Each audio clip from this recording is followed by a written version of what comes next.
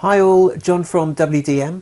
I wanted to do a quick video on finding the right web designer for you and getting the best results from them.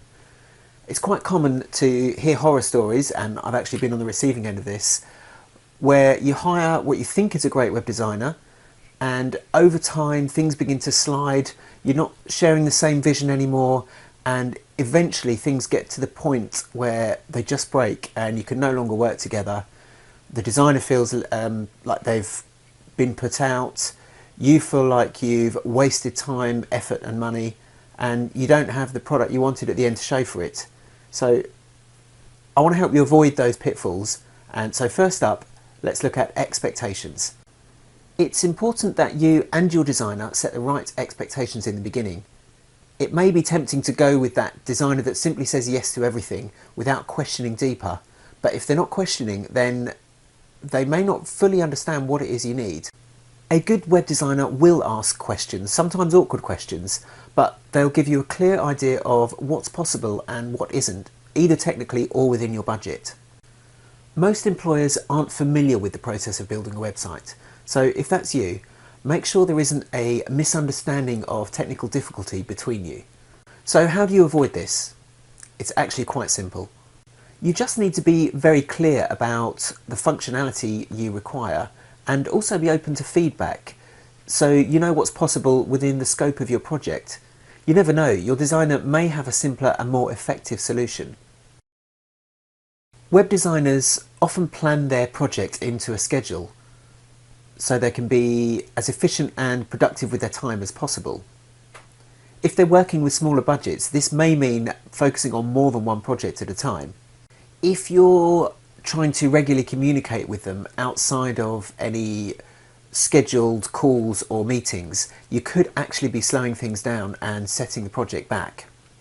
Try to deal with any questions and queries in an organised manner and make them part of your regular but scheduled communication. Similarly, if you're due to provide any files, images or content, try and stick to the agreed deadlines, and if that's not possible, then give as much notice as possible so that your time can be allotted elsewhere. Your proposal should be based around everything you talk about with your designer at the consultation stage, and the cost should reflect that. If you change your mind about what you need, this can affect the timeline and the bottom line. Most designers have their specialities and core skills, so it's not unusual for a designer to subcontract work out to others.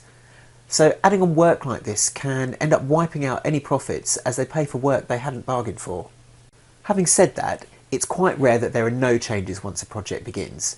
As things start to progress, new ideas for design or functionality are sparked, and we hear that dreaded phrase, "It would be great if we could just..." This is called scope creep, and it can ruin a great project.